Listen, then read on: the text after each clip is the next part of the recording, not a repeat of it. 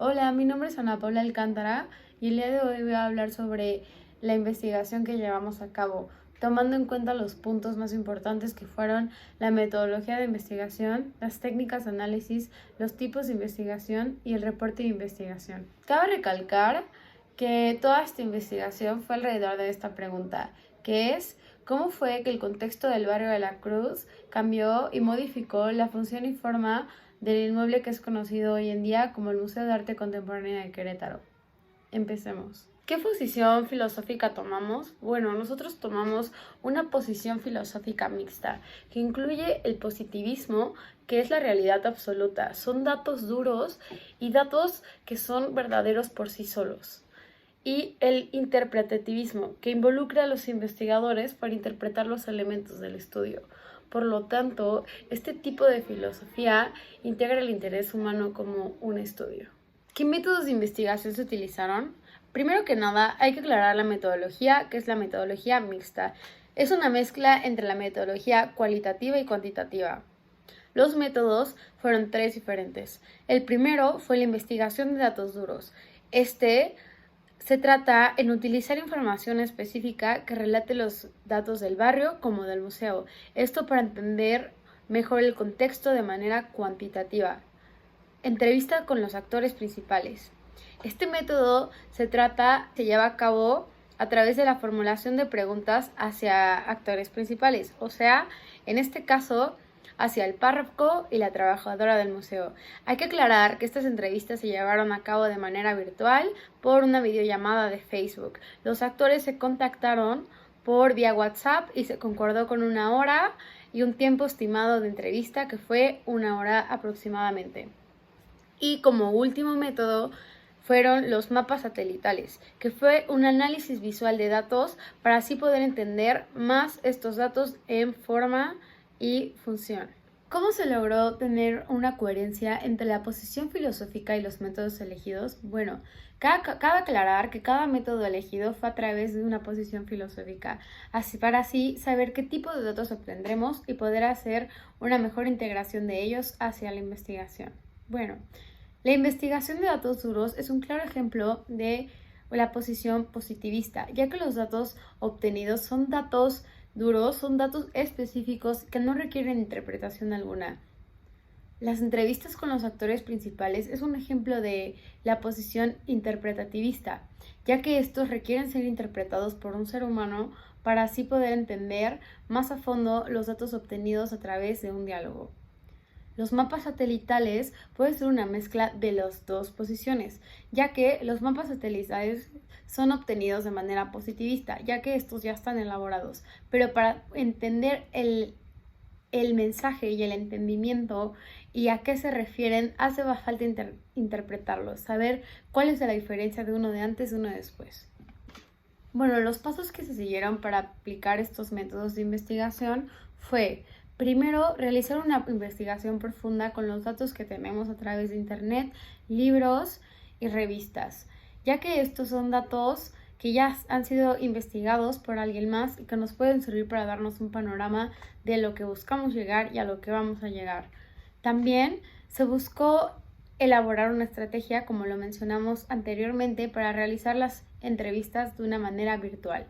Y los mapas satelitales se lograron a través de investigación a través del tiempo de mapas que han existido en Querétaro para así notar la diferencia de un mapa anterior y un mapa después, del crecimiento de la ciudad y de cómo la ciudad se desarrolló a través del inmueble, siempre marcando un inmueble en todos estos mapas, para así no perderlo de ubicación y no perder el objetivo de estos.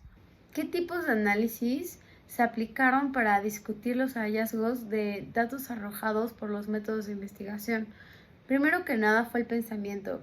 Este se utilizó al analizar cómo estos datos se relacionaban entre sí y cómo estos datos afectaban a nuestra pregunta de investigación.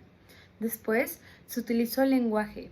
Este se utilizó platicando con las personas y analizando por qué reaccionaban así, ya sea el lenguaje verbal o el lenguaje corporal. Cualquiera de esos dos nos brindaron muchísimos datos para poderlos analizar y llegar a una conclusión. Y por último, la motivación.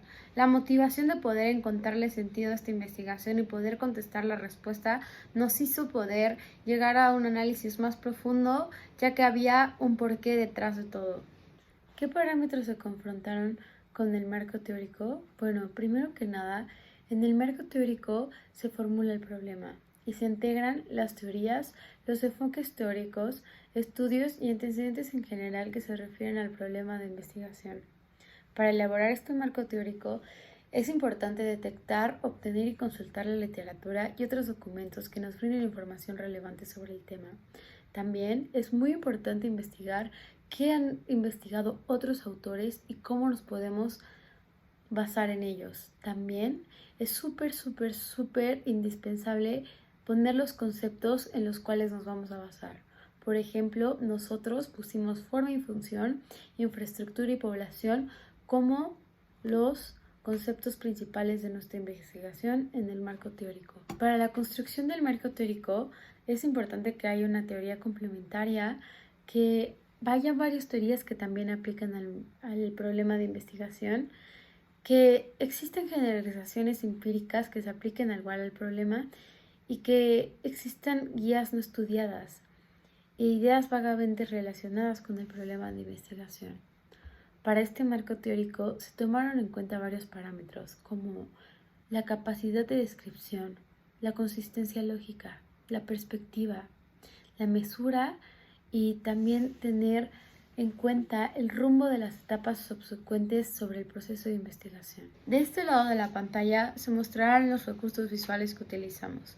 Estos fueron utilizados para entrar a contexto, para entender cómo el crecimiento de la ciudad dio origen a este importante inmueble, cómo este inmueble se desarrolló desde un principio con la población y cómo ésta ha ido cambiando dependiendo de la distribución de esta misma población. Nos apoyamos de este recurso para poder entender más la relación que tiene este lugar con su contexto, con su evolución y sobre todo con el crecimiento de la ciudad. ¿Cómo creo que mi investigación contribuyó al conocimiento del patrimonio de Querétaro y de la profesión? Primero que nada, del patrimonio sirve porque podemos conocer más sobre su origen, su función y su forma, de cómo el contexto le definió la función y de cómo éste se ha ido relacionando históricamente con sus alrededores. De Querétaro, ya que se analizó el crecimiento de la ciudad alrededor de este, podemos analizar también la contribución que tiene éste hacia la ciudad y la ciudad hacia él. Y de la profesión, ya que se observa cómo poder generar un lugar con una función y forma adecuada para su contexto, su historia y su público. Para mí, el mayor aporte que tiene esta investigación hacia la profesión de arquitectura es que es un claro ejemplo de cómo crear un inmueble sin descuidar los intereses de la población, siempre teniendo en cuenta cómo este inmueble puede beneficiarla y cuál es la mejor manera de hacerlo. También, cómo la manera de adaptar un inmueble a su contexto puede definir su éxito. Igual, lo valiosa que se vuelve la arquitectura a través del tiempo, ya que entre más usos y adaptaciones tiene una carga histórica mayor. También, lo valioso que es mantener estos edificios, ya que con el tiempo se vuelven un patrimonio cultural del Estado y de la humanidad. Gracias.